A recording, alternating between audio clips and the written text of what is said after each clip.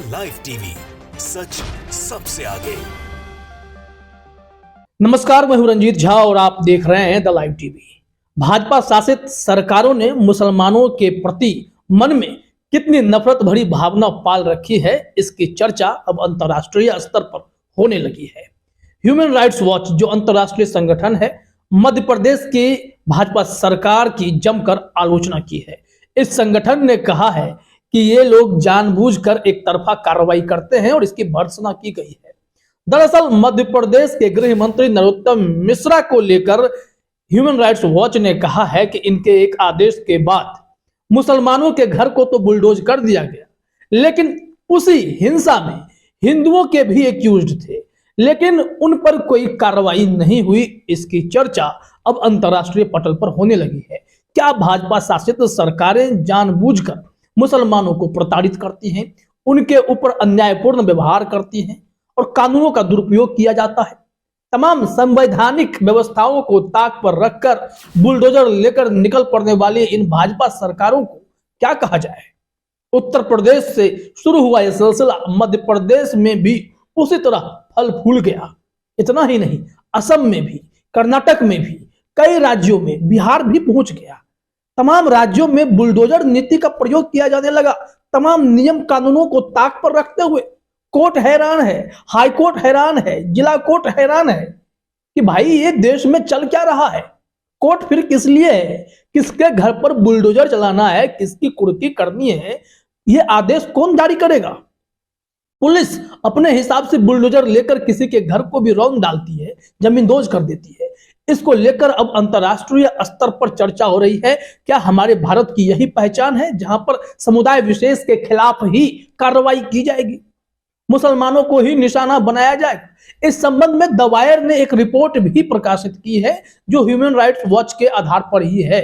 हमने आपको इससे पहले भी ह्यूमन राइट्स वॉच की खबर बताई थी। 712 पन्ने की रिपोर्ट में इस बातों की ज्यादातर चर्चा की गई कि कैसे भारत में इन दिनों अल्पसंख्यकों पर जमकर अन्याय किए जा रहे हैं।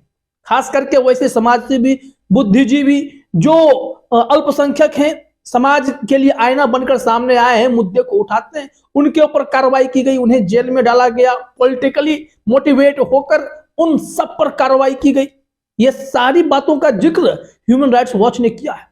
आखिर भाजपा की सरकारें शर्म क्यों नहीं करती हैं? क्योंकि अंतर्राष्ट्रीय स्तर पर जब हमारे धर्मनिरपेक्षता पर सवाल खड़ा होने लगे, तब तो भाई शर्म करने की जरूरत है। भारत की पहचान क्या है और इसे क्या बनाया जा रहा है?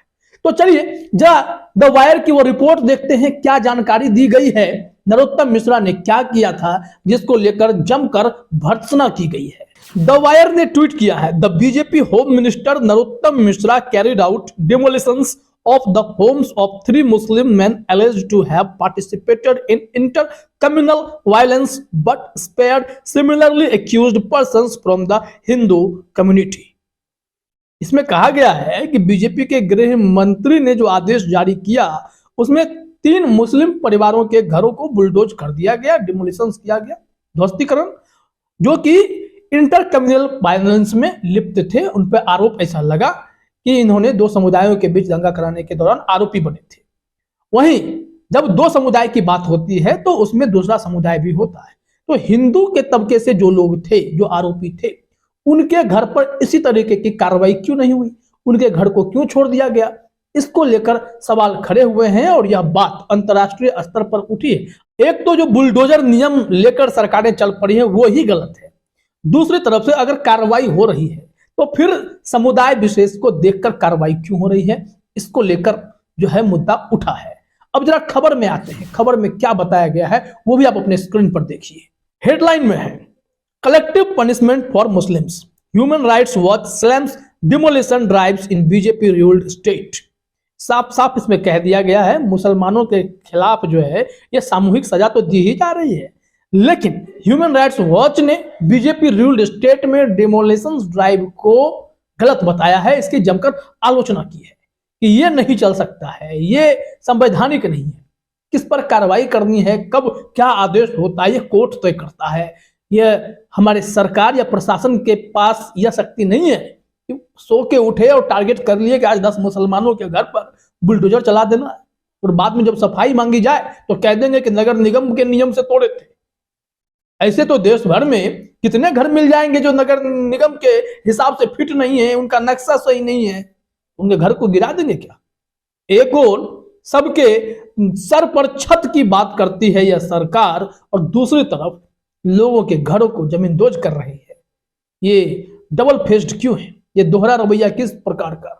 इसमें देखिए द वायर ने लिखा है HRW के रिपोर्ट के हिसाब से the report noted multiple such incidents in 2022 which appear to be case of state governments targeting the Muslim community while carrying out punitive home demolitions। मतलब कि जानबूझकर टारगेट किया गया मुस्लिम कम्युनिटी को, उनके घरों को ध्वस्त करने के बारे में बताया गया है कि उनके घरों को जानबूझकर ध्वस्त किया गया, टारगेट किया गया। और 2022 में यह घटना खूब बढ़ी, खास करके बीजेपी रूल्ड स्टेट में यह ज्यादा हुआ है। आगे जानकारी दी गई है जो मध्य प्रदेश का मामला है कि in April authorities in Madhya Pradesh, Gujarat and Delhi summarily demolished property mostly owned by Muslims in response to communal clashes। मतलब यहां स्पष्ट है कि अप्रैल महीने में मध्य प्रदेश, गुजरात और फिर दिल्ली में इस तरीके के काम किए गए ध्वस्तीकरण के, जिसमें अधिकतर घर मुसलमानों के थे जिनको टारगेट किया गया। ये इन लोगों के एजेंडा में शामिल हो चुका है, जिसकी कड़ी निंदा की जा रही है। इसमें उन्हीं बातों का जिक्र भी है जो हमने कहा कि ये लोग बाद में नगर निगम का नक्शा लेकर चले आते हैं या फिर नगर पालिका का नक्शा लेकर चले आते हैं कि इस हिसाब से घर फिट नहीं था, इसलिए इसे गिरा दिया गया। HRW ने इस बात की भी जिक्र की है, although they tried to justify the demolitions by claiming the structures were illegal, the destruction appeared intended to be collective punishment for Muslims, the HRW report said। तो इससे आप अंदाजा लगाइए कि ये लोग किस तरीके की कार्रवाई कर रहे हैं। एक पॉइंट और है जो देखना जरूरी है, लिखा हुआ है it went on to quote the BJP home minister in Madhya Pradesh who had threatened publicly that the houses of those who were involved in stone pelting will be turned into rubble। The BJP Home Minister Narottam Mishra carried out demolitions of the homes of 3 Muslim men alleged to have participated in intercommunal violence, but spared similarly accused persons from the Hindu community। क्योंकि नरोत्तम मिश्रा जैसे जो गृह मंत्री हैं, भाजपाई हैं, मध्य प्रदेश सरकार में हैं, उन्होंने चेतावनी दी थी, धमकी दी थी कि जो लोग इसमें शामिल होंगे हिंसा में, दंगा में, तो उनके ऊपर कड़ी कार्रवाई होगी, उनके घर को ध्वस्त कर दिया जाएगा, तमाम तरीके की चेतावनी दी थी।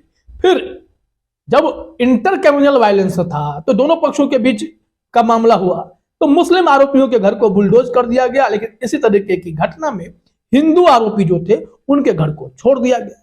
तो कार्रवाई पर सवाल क्यों नहीं उठनी चाहिए? अंतरराष्ट्रीय स्तर पर निंदा हो रही है, लेकिन यह सरकार अपने ही सत्ता के हनक में चूर हो रखी है और जानबूझकर ऐसी कार्रवाई कर रही है जिससे भारत में माहौल खराब हो रहा है। मुसलमान डरे हुए हैं, घबराए हुए हैं, प्रताड़ित किए जा रहे हैं। हिंदू राष्ट्र बनाने के चक्कर में कुछ कट्टरपंथी लोग भी आगे आए हैं जो मुसलमानों के खिलाफ दिन रात साजिश करते हैं, जहर उगलते हैं।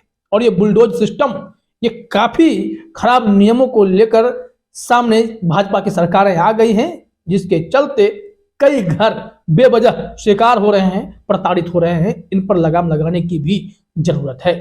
फिलहाल इस वीडियो में इतना ही। आप सभी का हमसे जुड़ने के लिए बहुत बहुत धन्यवाद।